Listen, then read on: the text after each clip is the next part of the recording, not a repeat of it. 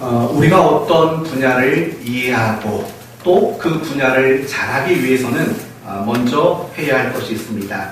뭐냐면 그 분야에서 사용되는 단어들, 그런 단어들을 이해하고 바르게 정립하는 일이 필요합니다. 예를 들면 운전을 배운다고 생각해 봅시다. 우리가 운전을 배우려면 꼭 알아야 되는 단어들이 있죠. 브레이크, 엑셀러레이터, 뭐 이런 것들 꼭 알아야만 합니다. 아니, 브레이크가 뭔지 모르고 뭐 이런 것들을 모르면 우리는 운전을 제대로 배울 수가 없습니다. 깜빡이 키라고 했더니 앞에 창문 와이퍼를 돌리고 뭐 이런 일들이 일어나게 되는 겁니다. 유턴이 뭔지, 좌회전이 뭔지, 우회전이 뭔지 이런 식의 단어들을 바르게 이해하고 정립하면 우리는 운전을 배우는데 한결 수월해지게 되는 겁니다. 신앙생활도 마찬가지인 겁니다. 우리가 신앙생활을 잘하기 위해서는요, 우리가 신앙 안에서 사용되는 단어들이 있잖아요. 예를 들면 예배, 은혜, 영광, 기도, 묵상, 순종, 겸손, 이런 많은 신앙 안에 사용되는 단어들이 무엇인가, 그 의미하는 바가 뭔가 그걸 이해하고 그런 것들을 바르게 정립해야지만 우리가 신앙생활을 잘할 수 있게 됩니다. 그러나 우리가 신앙생활을 하는 가운데 우리가 늘 즐겨 쓰는 단어들임에도 불구하고 이해하지 못하고 정립되지 못하고 있는 것들이 사실은 굉장히 많습니다. 오늘 본문에도 우리가 이해하지 못하고 정립하지 못하는 그런 단어들이 몇 가지 나옵니다. 그중 가장 대표적인 단어가 있다면 바로 성령 충만입니다. 우리 한국 교회와 성도들은 성령 충만을 굉장히 좋아합니다. 그 어떤 나라보다도 성령 충만을 좋아합니다. 그 자체가 틀린 것은 아닙니다. 왜냐하면 하나님은 우리 모두가 성령 충만하기를 원하시기 때문입니다. 그러나 문제는 무엇이냐면 성령 충만을 즐겨 쓰고 좋아하지만 성령 충만이 무엇인가를 바르게 이해하고 정립하지 못하는 경우들이 상당히 많이 있다는 겁니다. 오늘 우리가 살펴볼 이 본문은 성령 충만이 무엇인가를 가장 잘 보여주는 본문인 겁니다. 그러므로 오늘 본문을 통해서 첫째는 나는 과연 성령 충만한 사람인가를 점검하는 시간이 되시고, 그 다음에는 내가 어떻게 하면 성령이 충만한 사람이 될 수 있는가를 살펴보는 그런 시간을 가지려고 합니다. 한번 물어보겠습니다. 여러분은 성령 충만하십니까? 이 질문 앞에 여러분은 둘 중에 하나를 대답하셔야 합니다. 예, 성령 충만합니다. 아니요, 그렇지 못합니다. 여러분의 대답은 과연 뭘까요? 우리 교회를 대표해서 우리 문명준 안수 집사님, 이제 가을에 장로님이 되실 텐데, 우리 문명준 안수 집사님은 성령 충만하십니까? 네. 뜻밖입니다. 그리고 여자분에게도 한 번 더 물어보겠습니다. 우리 강선옥 집사님, 성령 충만하십니까? 표정 보셨어요? 또 나야. 네, 우리 집사님은 성령 충만하십니까? 아니요. 잘 됐습니다. 한 분은 성령 충만하시답니다. 한 분은 성령 충만하지 못하시답니다. 그렇다면 다시 한번 묻습니다. 나는 왜 성령이 충만하다고 생각하실까요? 기쁘니까. 반대로 나는 왜 성령이 충만하지 않다고 생각하십니까? 네? 기쁨이 없으니까. 우리 교회 성도들은 단어 활용이 굉장히 능통해요. 그래요. 이제 나머지 여러분들도 스스로에게 대답하셔야 돼요. 나는 성령 충만한가? 그렇다면 나는 왜 그렇게 생각하는가? 그렇지 않다고 생각하면 나는 왜 성령이 충만하지 않다고 생각하는가? 사실은 그 기준이 중요하기 때문에 여러분에게 이 질문을 드린 겁니다. 여러분은 성령 충만이 뭐라고 생각하십니까? 성령 충만. 우리가 신앙생활하면서 이 말을 얼마나 많이 들었는지 몰라요. 그리고 교회 안에서도 우리 모두 다 같이 성령 충만을 위해 기도하자 라는 이야기도 굉장히 많이 들어왔을 겁니다. 그러나 막상 성령 충만이 뭡니까? 라고 물어본다면 사실 대답하기가 참 난감한 경우들이 많이 있습니다. 그리고 성령 충만이 뭐냐고 물어보면 나는 아닌 것 같다라고 생각하는 사람들이 훨씬 많습니다. 뜻밖에도 나는 성령 충만하다고 생각하는 사람들은 그다지 많지 않습니다. 여러분의 이해를 돕기 위해서 이렇게 물어보겠습니다. 여러분은 성령 충만을 위해서 기도하셨을 겁니다. 교회 생활을 좀 하신 분들 중에서 성령 충만을 위해 기도하지 않은 분은 없을 거예요. 그렇다면 여러분이 성령 충만을 받게 해달라고 기도할 때 무엇을 기대하면서 기도하셨나요? 어떤 현상 또는 어떤 결과를 기대하면서 여러분은 성령 충만을 놓고 기도하셨습니까? 혹시 이런 거 아닙니까? 방언을 받는 것 또는 하나님의 음성을 듣는 것 또는 성경을 읽으면 그 뜻이 다 이해가 되는 것, 날마다 구름 위를 떠다니는 것처럼 마음이 평안하고 기쁜 것, 아니면 귀신을 쫓아낸다든가 아니면 병든 사람을 고쳐낸다든가, 혹시 이런 것들을 염두하고 기대하고 성령 충만을 기도하지는 않았습니까? 상당수 많은 신자들은 성령 충만을 그런 특별한 능력이라고 생각을 합니다. 병을 고치고 어떤 문제를 해결하고 아무리 힘들고 어려워도 마음이 늘 평안하고 이런 것들을 성령 충만으로 그렇게 생각하는 분들이 적지 않습니다. 또 어떤 분들은 성령 충만을 이런 것으로 이해를 하십니다. 신앙적 색깔이 짙은 사람. 제가 2000년도쯤에 원담교회에서 교역자 생활을 했습니다. 그때 교역자실 안에서 제 별명이 뭔지 아십니까? 빨갱이였습니다. 빨갱이.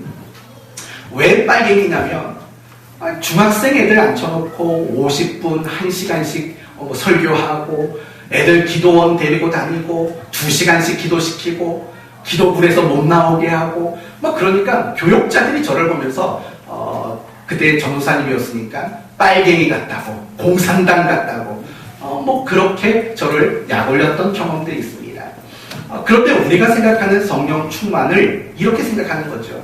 색깔이 좀 진한 사람, 어떤 신앙적인 색깔, 신앙적인 냄새가 진한 사람, 우리는 그런 사람을 성령 충만한 사람이라고 말을 해요. 또 이런 경우도 있어요. 항상 말하는 족족 신앙적 얘기만 합니다. 성경 말씀 몇 장 몇 절에 말이야, 하나님은 말이야. 늘 말하는 대화의 모든 내용이 다 신앙적인 대화만 하는 사람, 이런 사람을 우리는 성령 충만한 사람이라고 생각하는 경우들이 많습니다. 그러나 여러분, 과연 성경은 그렇게 성령 충만한 사람이라고 동일하게 이야기해 줄까요? 어떤 특별한 능력이 나타나고 어떤 신앙의 색깔이 강하고 늘 말하는 것마다 신앙적인 얘기만 하고 그런 사람을 정말 성령 충만한 사람이라고 이야기하고 있을까요? 오늘 본문의 가장 중요한 주제는 성령 충만입니다. 그러나 우리가 이미 읽었듯이 우리가 읽은 이 본문 안에는 우리가 기대했던, 우리가 생각했던, 우리가 이해하고 정립하고 있었던 성령 충만에 대한 내용이 나오지 않는다라는 겁니다. 여러분, 오늘 본문을 읽으면서 귀신을 쫓아내는 능력이 나온 적 있나요? 방언이라는 말이 나온 적이 있나요? 아니면 어떤 특별한 신비한 체험을 이야기하고 있나요? 전혀 그렇지 않습니다. 단지 뭐라고 말하냐면 세월을 아껴라, 술 취하지 말라, 시와 찬송과 신령한 노래로 서로 화답하며 너희 마음으로 주께 노래하며 찬송하여라. 범사의 우리 주 예수 그리스도의 이름으로 항상 하나님 아버지께 감사해라. 그리스도께 경외함으로 피차 모아라, 복종하라. 성령 충만의 내용이 사실은 우리가 생각하고 있는 그런 내용들과는 굉장히 거리가 멀다라는 겁니다. 하나만 더 생각해 볼까요? 갈라디아서 5장 말씀을 보시면 성령의 9가지 열매가 나옵니다. 성령의 9가지 열매, 뭔가요? 사랑과 희락과 화평과 오래 참음과 자비와 양선과 충성과 온유와 절제라고 말합니다. 이게 무슨 열매라고요? 성령의 9가지 열매예요. 성령 충만한 사람들에게 나타나는 현상이라는 거예요. 그렇다면 이 9가지의 항목 속에서 이미 우리가 알고 있는 그런 방식의 성령 충만이 과연 소개가 되고 있냐고요. 그런 게 전혀 소개되고 있지 않다라는 거예요. 방언을 하는 것, 어떤 신기한 능력을 행하는 것, 어떤 성령의 권능을 나타내는 것, 사실은 이런 것들 그 자체를 성령 충만이라고 성경은 말하지 않는다라는 거예요. 어떤 신앙의 색깔이 강하고 말하는 것마다 신앙적인 얘기를 곁들이고 그 자체가 성령 충만이라고 이야기하지 않는다라는 거예요. 저는 여러분 모두가 앞으로 신앙생활을 하면서 그런 것들이 성령 충만이라는 잘못된 이해와 오해가 여러분에게 없었으면 좋겠습니다. 그렇다면 이제 생각해 볼 것은 뭘까요? 성경이 말하는 성령 충만이란 과연 무엇일까? 이 부분을 우리는 생각해 봐야지요. 그런데 우리가 성령 충만이 무엇인가를 생각하기 위해서는 반드시 생각을 먼저 해야 되는 것이 있습니다. 그것은 무엇이냐면 신앙생활이란 무엇인가를 생각해야 합니다. 왜냐하면 성령 충만이란 결국에는 우리의 신앙생활을 올바르게 하는 것과 밀접한 관계가 있기 때문입니다. 성령 충만한데 신앙생활이 엉망이다? 이건 있을 수 없는 일이잖아요. 성령 충만함과 우리의 신앙생활은 항상 같이 움직일 수밖에 없기 때문에 그래요. 그렇기 때문에 성령 충만이 무엇인가를 이해하려면 우리는 신앙생활이 무엇인가를 바르게 이해하는 일들이 먼저 필요한 것입니다. 여러분은 신앙생활이 무엇이라고 생각하십니까? 신앙생활 하면 여러분에게 떠오르는 것들이 무엇입니까? 혹시 이런 걸까요? 주일에 교회 가는 것, 예배를 드리는 것, 성경을 좀 읽는 것, 기도를 하는 것, 봉사의 일을 하는 것, 헌금을 드리는 것. 아마도 우리는 대부분 교회 안에서 행하는 일들을 근거로 우리는 신앙생활이라고 합니다. 또는 내가 교회에서 하는 그 일을 집에 와서 연장시켜 하는 것, 그런 것들을 우리는 대부분 신앙생활이라고 생각을 하죠. 다시 말한다면 우리는 신앙생활이라는 것을 교회 생활로 국한 지을 때가 많다는 겁니다. 그러나 그것은 굉장히 잘못된 생각입니다. 신앙생활은 교회 생활이 아닙니다. 교회 생활이란 우리가 하고자 하는 신앙생활의 일부일 뿐인 거죠. 일부일 뿐인 겁니다. 더 나아가서 우리의 교회 생활은 정말 신앙생활을 잘하기 위한 방법이지 그 목적이 될 수는 없는 거예요. 그러면 성경이 말하는 신앙생활은 무엇일까요? 결론부터 말한다면 이런 겁니다. 교회 생활을 중심으로, 교회 생활을 시작으로 여러분의 삶 전체가 신앙생활이다. 성경이 말하는 핵심이 바로 이것이라는 겁니다. 더 세부적으로 말한다면 여러분이 가정 안에서 생활하는 것이 신앙생활이에요. 여러분이 남편 노릇을 하는 게 신앙생활이고 여러분이 아내 노릇하는 게 신앙생활이에요. 여러분이 부모 노릇하고 여러분이 자식 노릇하고 여러분이 사위 노릇을 하고 여러분이 며느리 노릇을 하는 것, 그게 바로 신앙생활이라는 거예요. 더 나아가서 여러분의 직장생활이, 여러분의 사회생활이 곧 신앙생활이라는 겁니다. 여러분의 취미생활, 여러분의 여가생활, 이런 것들이 모두가 다 신앙생활 안에 담겨져 있는 거예요. 우리는 보통 신앙생활을 교회 안에서 생활하는 그 몇 시간을 신앙생활로 국한 지을 때가 사실은 많이 있다는 거예요. 그렇지 않아요. 여러분의 하루의 전부가 다 신앙생활인 거예요. 여러분의 24시간의 삶이 바로 신앙의 모든 자리라는 거예요. 여러분이 맡고 있는 책임, 여러분이 맡고 있는 역할, 여러분에게 주어진 현실, 여러분에게 주어진 모든 상황, 그 자리가 바로 신앙생활인 거예요. 그래서 신앙생활이라는 말보다 더 좋은 말이 있습니다. 바로 생활신앙이라는 거죠. 생활신앙. 그것이 바로 성경이 우리에게 말하고자 하는 신앙생활의 본질이고 내용인 겁니다. 이런 관점으로 오늘 본문을 다시 한번 보세요.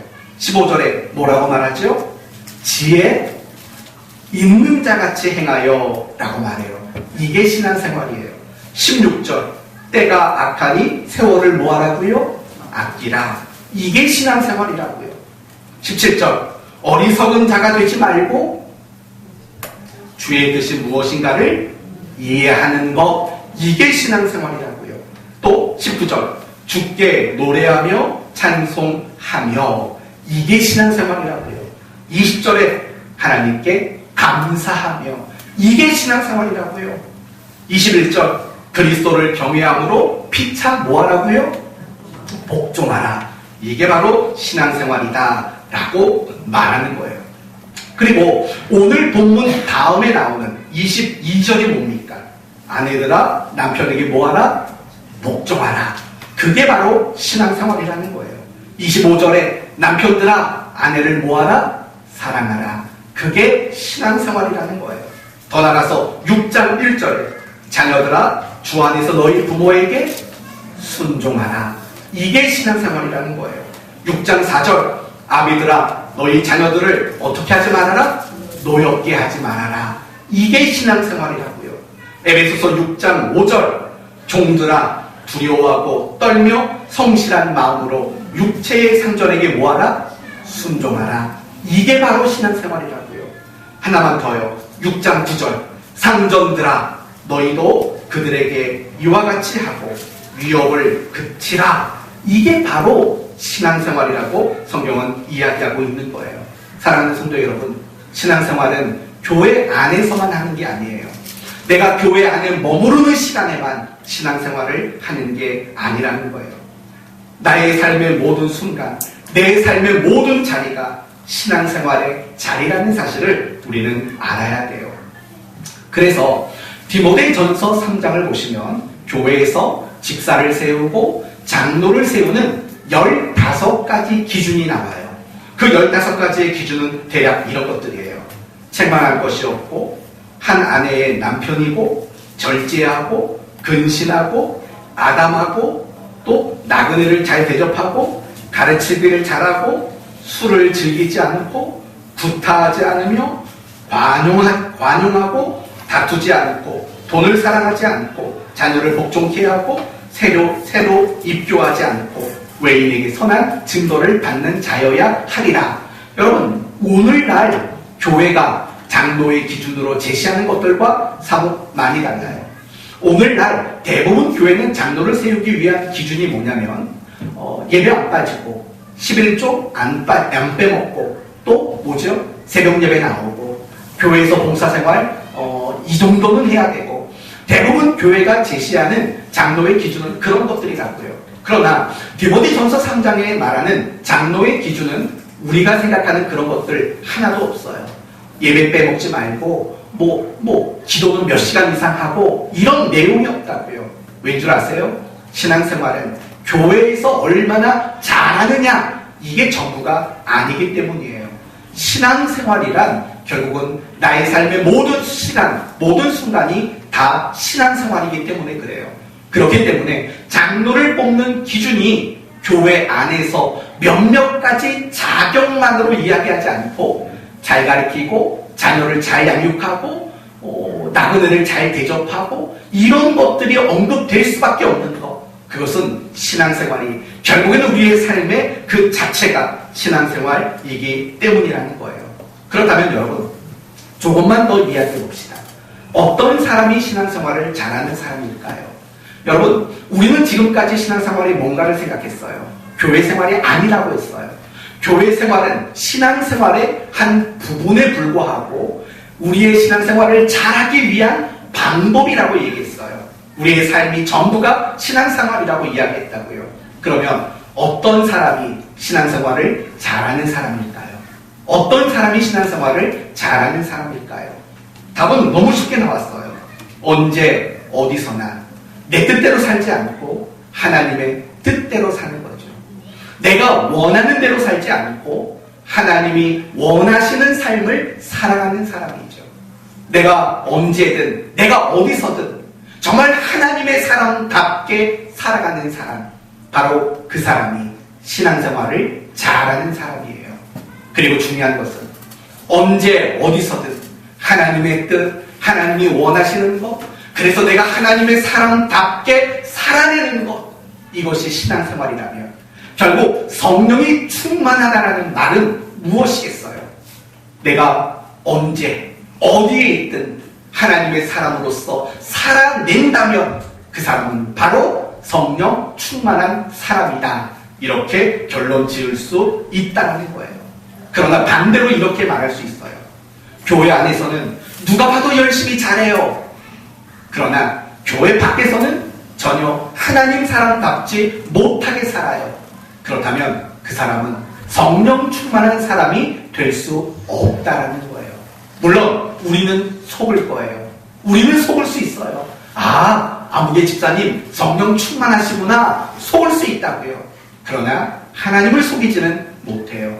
왜냐하면 우리는 서로 바라보는 것들이 늘 교회 안에서의 모습만 바라보기 때문이죠. 그러나 하나님은 항상 우리를 향한 시선을 가지고 있잖아요. 내가 어디에 있든지, 내가 무엇을 하든지 우리를 향해 시선을 두고 우리를 보고 계시거든요. 그분은 알아요. 내가 교회 안에서는 성령 충만한 사람으로 대접받고 인정받을 수 있지만 하나님은 내가 전혀 성령 충만한 사람이 아니라는 것, 하나님은 너무나도 잘 알고 계신다는 거예요. 이제 다시 물어봐야죠. 성령 충만하십니까? 한번 생각해 보세요. 안 물어볼 건데 쳐다보셨으니까 물어보겠습니다. 우리 문 집사님, 아까는 성령 충만하다고 하셨어요. 그 대답이 동일하십니까? 예. 뜻밖이에요. 네. 우리 강 집사님, 그 대답은 동일하십니까? 네, 알겠습니다. 할 말이 없습니다. 이제 이 부분이 정리가 됐다고 생각이 듭니다. 성령 충만이란 결국 내가 어디에 있든 어느 시간이든 하나님의 사람답게 내가 살아내는 것, 그것이 성령 충만이라고 성경은 우리에게 이야기하고 있습니다. 이제 조금 더 깊은 얘기로 들어가 보도록 할게요. 여러분, 우리가 신앙생활을 열심히 하고 또 신앙생활에 마음을 쓰면 쓸수록 우리가 경험하게 되는 게 있어요. 그게 뭘까요? 물론 은혜와 하나님의 사랑을 경험하게 돼요. 신앙에 관심을 가지고 신앙에 열심을 내면 은혜와 사랑을 경험하게 돼요. 그러나 우리가 신앙생활을 열심히 하면 은혜와 사랑만 경험하는 게 아니에요. 또 다른 걸 경험하게 돼요. 그게 뭔지 아세요? 절망감이에요. 절망감. 신앙적인 절망감을 우리는 경험할 수밖에 없어요. 이런 거죠. 하나님의 뜻대로 살고 싶었는데, 하나님의 사람답게 살려고 노력했는데, 그러나 되어지지 못하는 나의 못나고 나의 연약하고 나의 부족한 이런 모습을 우리는 발견하게 돼요. 내가 하나님을 알면 알수록, 내가 성경을 더 알아가면 알아갈수록 때로는 이런 신앙적인 절망감, 영적인 절망감이 우리를 흔들어 놓을 때가 얼마나 많은지 몰라요. 그런 경험들 다 해보셨을 거라고 생각이 듭니다. 저 역시도 마찬가지예요. 저 역시도 끊임없이 영적인 절망감에 빠질 때가 있어요. 내가 이거밖에 되지 않는가? 내가 이것도 감당하지 못하는가? 라고 영적인 그런 절망감에 빠질 때가 있다고요. 그런데 여러분, 이런 신앙적인 절망감은요, 성화의 과정으로 본다면 사실은 너무나도 당연한 거예요.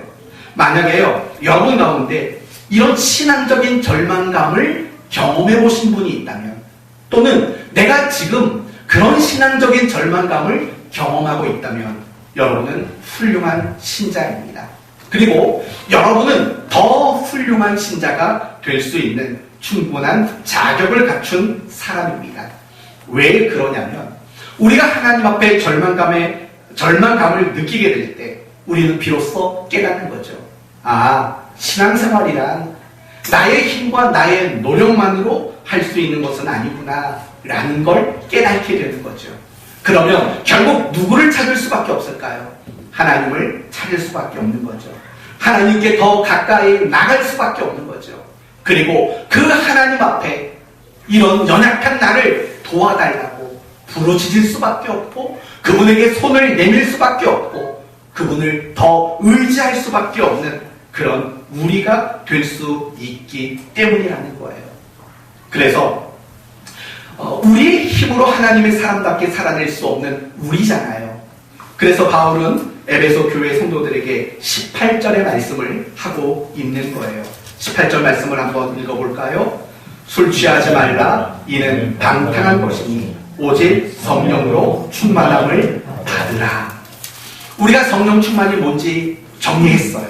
뭐죠? 언제 어디서나 하나님 사람답게 살아내는 것, 그게 바로 성령 충만이라고 했어요. 그런데 이 18절 말씀 마지막 단어를 이제는 주목해야 돼요.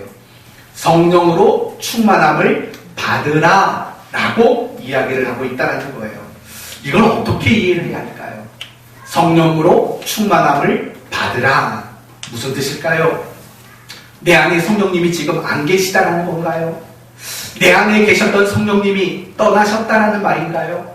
그러니까 다시 그분을 초청하고 다시 그분을 우리 마음속에 모셔드리라는 뜻일까요? 전혀 그렇지 않습니다. 여러분이 예수님을 믿는 사람이라면 여러분의 마음속에는 이미 성령님이 내주하고 계십니다. 그리고 더 중요한 것은 여러분 안에 내주하신 성령님은 결코 여러분을 떠나지 않는다라는 겁니다.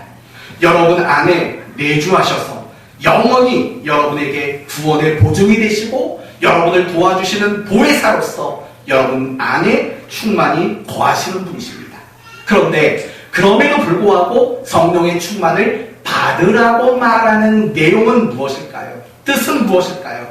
바로 이런 것들이죠. 성령의 지배와 다스림과 통치를 받으라는 겁니다. 성령의 지배와 다스림과 통치를 받으라라는 거죠. 이 말을 좀 더 쉽게 이해시키기 위해서 18절은 무슨 말이 나오냐면 성령 충만과 반대의 개념으로 말해요. 뭐 취하지 말라? 술 취하지 말라라고 이야기를 하고 있는 겁니다. 여러분, 사람이 술에 취하면 어떻게 될까요? 제가 경험해 본 바가 없어서 참 어릴 때부터 곱게 자랐던 사람이라 담배 펴본 적이 없고 술 마신 적이 있네요. 한번 고등학교 2학년 때 네, 그때 말고는 전혀 술을 입에도 대본 적이 없는 그런 고상한 사람이라는 거 아시죠? 그래서 물어봅니다. 사람이 술에 취하면 어떻게 될까요? 문집사님한테 물어볼 수가 없어요. 성령 충만한데 그걸 어찌 하시겠어요? 네, 술에 취하면 어떻게 될까요? 보통 들리는 말은 그런 말이에요. 말이 없는 사람들이 말이 많아진다. 평상시엔 너무 조용하대요. 말도 없대요. 말수가 적대요. 근데 술만 마시면 말이 많아진다. 뭐 이런 게 있어요. 또 어떤 사람은요, 굉장히 소심한 사람이 있어요. 근데 술을 마시면 굉장히 대범해진대요. 그리고 또 이런 말이 있어요. 서로 싸웠어요. 술 한잔 마시고 나면 화해가 된대요. 평상 술 안 마시면 화해가 안 되는데 술 한잔 마시면 화해가 된대요. 또 어떤 사람은 이런데요. 그냥 곱게 누워서 자는 사람이 있대요. 김효선 집사님 고개를 왜 끄덕여요? 이상하잖아요. 아무튼 술 먹으면 딴 사람이 된대요. 왜일까요? 왜 그러죠? 아니, 왜 술을 먹으면 딴 사람이 될까요? 이유는 간단해요. 술의 힘 때문이에요. 그리고 술의 지배를 받기 때문에 딴 사람이 되는 거예요. 술의 지배를 받기 때문에. 마찬가지예요. 성령의 충만이란 무엇이냐면요, 성령님이 나를 마음껏 지배하시는 것, 그게 바로 성령의 충만을 받으라라는 말의 뜻이 되는 거예요. 그리고 중요한 것은 우리가 성령의 다스림과 성령의 통치, 성령의 지배하심, 그것에 우리가 순응하게 될 때 사실은 내가 지금껏 하지 못했던 것들을 할 수 있는 사람이 될 수 있다는 거예요. 왜냐하면 성령님이 나를 다스리고 성령님이 나를 통치하시면 우리의 생각이 바뀌거든요. 우리의 말이 바뀌거든요. 우리의 관점이 바뀌게 되고 우리의 행동하는 바가 달라지게 되고 우리의 소원하는 바도 바뀌게 돼 있어요. 성령님이 나를 다스리고 성령님이 나를 통치하시면 내 인생의 목적이 새롭게 달라질 수밖에 없기 때문에 그래요. 이것을 가장 잘 보여주는 사건이 사도행전 2장의 오순절 성령 강림 사건이에요. 그들은 사람들이 두려워서 다락방에 모여 있었던, 숨어 있었던 사람이라고요. 그런데 그렇게 숨어만 있었던 겁쟁이들이 성령의 충만을 받고 나니까, 성령을 받고 나니까 그들은 길거리로 뛰쳐나가기 시작했어요. 사람들 앞에서 예수의 예자도 말 못했던 사람, 무서워서 말 못했던 그들이 너희가 죽인 예수가 그리스도라고 정말 담대하게 말할 수 있게 되었어요. 그들은 거기서 끝나지 않았어요. 자기가 가지고 있는 재산들을 팔아 가난한 사람들에게 기꺼이 나누어 주었다고요. 그건 무슨 말이에요? 지금까지는 못했던 거예요. 그들이 예수를 안 믿었던 사람들이 아니에요. 예수를 믿었어요. 그런데 두려움은 이기지 못했어요. 그들의 말은 바뀌지 않았어요. 그들의 물질 관도 바뀌지 않았다고요. 그러나 그들이 성령의 지배를 받고 성령의 통치를 받자 그들은 모든 말과 생각과 모든 가치관이 다 바뀌어지기 시작했다는 거예요. 바로 그런 의미로 우리에게 성령의 충만을 받으라라고 말하고 있다는 거예요. 사랑하는 성도 여러분, 성령 충만이라는 결국은 언제든 어디서든 내가 하나님의 사람답게 살아내는 거예요. 그러나 우리의 힘과 우리의 최선의 노력만으로는 결코 그런 삶을 살 수 없어요. 우리가 성령 충만한 삶을 살기 위해서는 성령의 다스림을 받아야 되고 성령의 지배를 받아야 되고 성령의 통치하심에 순응하는 사람이 되어야만 한다는 거예요. 그래야 우리는 언제 어디서든 하나님의 사람답게 살아낼 수 있는 거예요. 그렇다면 이제 마지막으로 우리가 풀어야 할 것이 있지요. 어떻게 하면 성령의 충만을 받을 수 있는가의 문제를 우리는 풀어가야 합니다. 과연 어떻게 풀 수 있을까요? 두 가지를 말씀을 드릴게요. 첫째는 여러분의 동의가 필요합니다. 여러분이 동의합니다 라는 이런 마음이 필요하다는 것을 알아야 합니다. 성령님은 여러분 안에 계세요. 여러분이 신앙생활을 잘하든 못하든 그건 중요하지 않아요. 성령님은 여러분 안에 계셔요. 분명히 계셔요. 내가 예수를 믿는 사람이 맞다면 성령님은 여러분 안에 분명히 계셔요. 여러분 안에 계신 성령님이 무슨 일을 하실 것 같아요? 여러분을 다스리시는 일을 하려고 하셔요. 여러분을 하나님의 사람답게 살도록 여러분을 통치하고 여러분을 간섭하고 여러분이 생각나게 하고 여러분에게 그런 마음을 갖도록 만드시는 일들을 성령님은 끊임없이 하신다고요. 그러나 아시지요? 성령님이 일방적으로 여러분을 통치하지는 않으세요. 우리에게 생각을 주셔요. 우리에게 감동을 주세요. 우리에게 마음을 주세요. 그러나 우리를 억지로 끌고 가지는 않으세요. 때로는 하나님이 성령님이 우리에게 이런 마음을 주세요. 기도해라 라는 마음을 주신다고요. 그쵸? 그러나 성령님은 여러분을 억지로 무릎 꿇리지는 않으세요. 맞지요? 성령님은 우리 마음속에 용서해라 라고 마음을 줘요. 그러나 억지로 용서시키지는 않으세요. 성령님은 우리에게 하나님의 뜻인 뭔가를 제시해 주셔요. 그러나 억지로 우리가 그 하나님의 뜻대로 살아가도록 억지로 만들지는 않아요. 무슨 말인지 이해가 되시나요? 성령님은 인격의 영이에요. 그리고 우리 모두도 인격적인 존재예요. 여러분, 인격적이다라는 말은 뭐죠? 이거죠. 대화, 소통, 설득, 동의를 요구하는 존재라는 뜻이에요. 인격적인 존재란 대화와 소통과 동의, 설득 이런 것으로 관계 맺어가는 관계가 인격적인 관계죠. 동의를 구하지 않고 일방적으로 지시하고 일방적으로 뭔가를 시킨다면 그건 그 사람을 인격적으로 대접하는 게 아닌 거죠. 성령님은 인격적인 분이세요. 그리고 우리 역시도 인격적인 존재예요. 그래서 성령님은 우리 안에서 항상 인격적인 방법으로 우리를 통치하기를 원하셔요. 다르게 말한다면 우리가 동의하지 않는다면 성령님은 우리를 억지로 끌어가지는 않으시는 분이라는 거예요.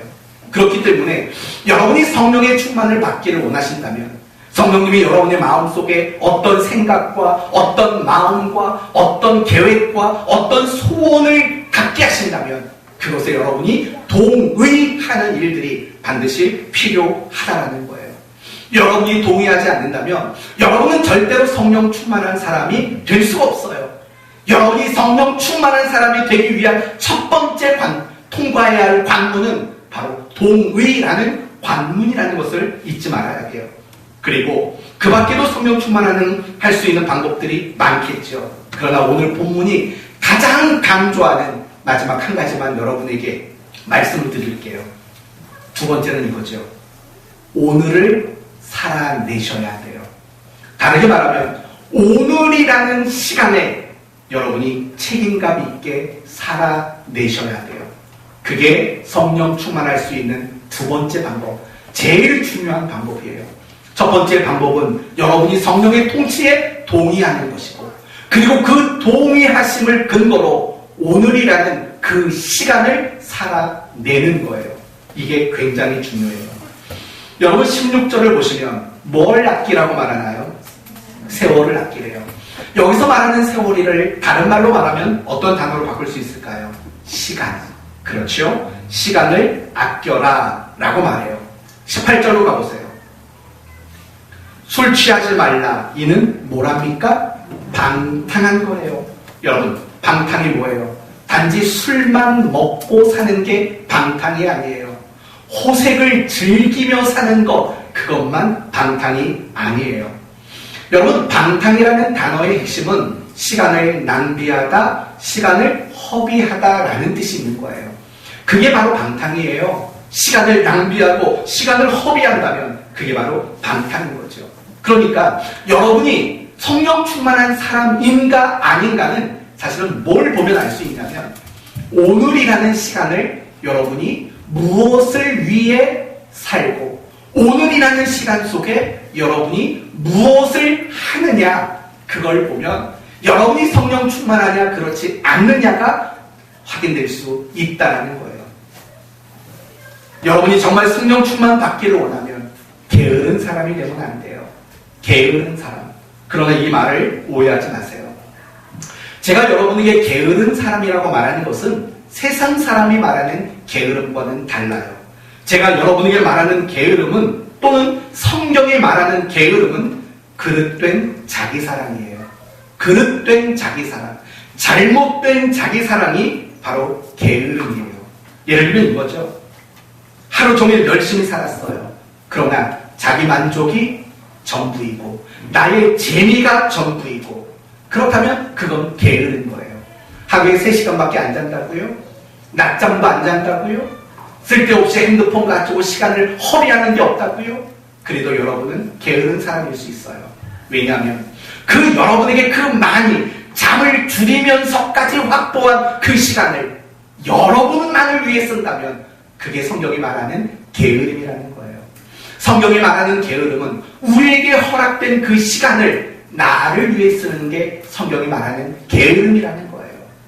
하나님을 위해 쓰고 신앙의 유익을 얻는데 시간을 쓰지 못한다면 정말 내가 하나님의 사람답게 살기 위해 고민하고 노력하는데 시간을 쓰지 않는다면 그게 바로 성경이 말하는 게으름의 핵심이라는 거예요. 사랑하는 성도 여러분, 전 여러분이 게으르지 않았으면 좋겠어요. 잠을 줄이라는 뜻이 아니에요. 어떤 사람은 8시간 자야 하루를 개운하게 사는 사람이 있어요. 그러면 8시간 주무세요. 낮에 너무 졸리세요? 낮잠도 자도 괜찮아요. 영화도 보러 다니세요. 여행도 하러 다니세요. 어디 세상에 좋은 책이 있으면 그 책도 읽으세요. 괜찮아요.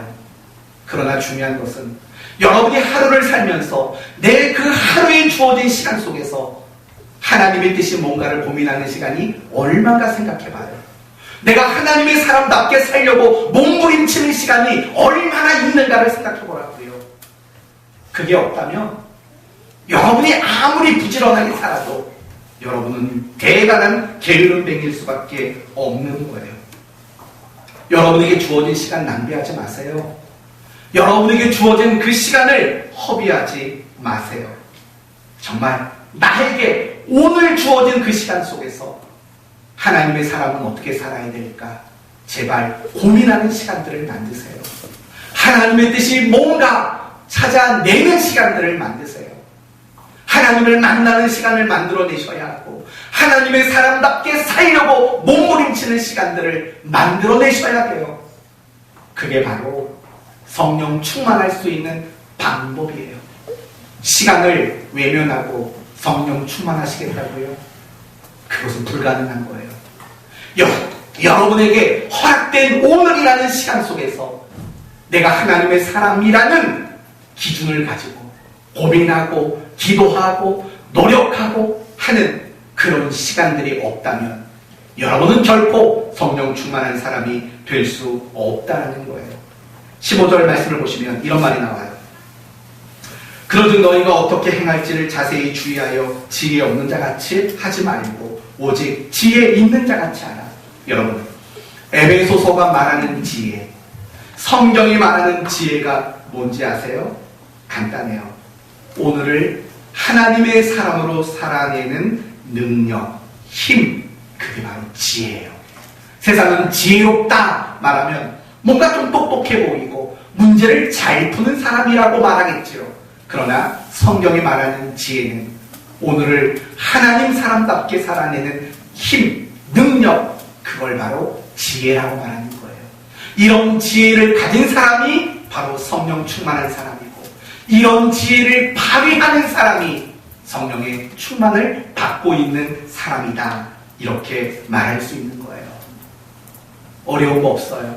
성령 충만, 그것은 오늘을 살 때 가능한 거예요. 내일, 앞으로, 나중에 결코 성령 충만할 수 없어요. 오늘을 살아내지 않는다면 그 사람은 평생 성령 충만을 경험하지 못하고 천국에 갈지도 모릅니다. 그렇다면 우리는 왜 오늘이라는 시간을 허비하면 안 될까요? 이유는 간단해요. 하나님은 우리로 하여금 오늘을 살기 원하시는 분이기 때문에 그래요. 하나님은 단 한 번도 우리에게 내일을 살라고 말하신 적이 없어요. 항상 오늘을 살라고 말해요. 마태복음 6장에 유명한 구절이 있죠. 내일 일은 내일 염려할 것이요 한날 괴로움은 그날에 족하니라. 여러분, 이 말씀의 내용이 뭐예요? 오늘을 살라는 거예요. 자꾸 내일을 끌어다가 살려고 하지 말라는 거예요. 오늘을 살라는 거죠. 그리고 히브리서 3장에 이런 말이 나와요.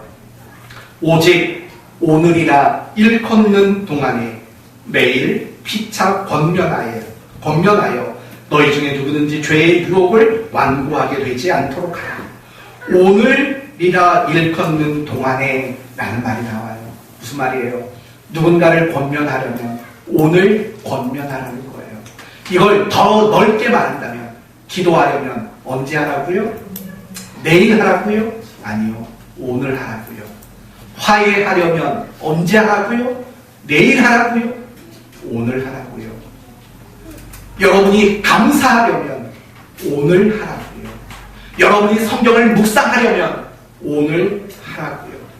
오늘 전도하고 오늘 사랑하고 오늘 용서하고 오늘 순종하고 오늘 헌신하고 오늘 기뻐하라고요.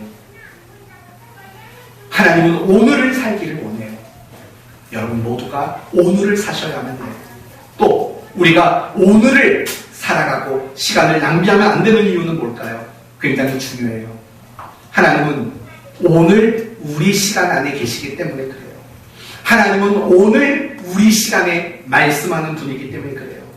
하나님은 오늘 우리 시간에 일하시는 분이기 때문에 그래요. 하나님은 오늘 우리 시간에서 우리를 만나주시는 분이기 때문에 그래요. 하나님은 오늘이라는 우리의 시간에서 우리를 하나님의 사람으로 만드시는 분이기 때문에 그래요.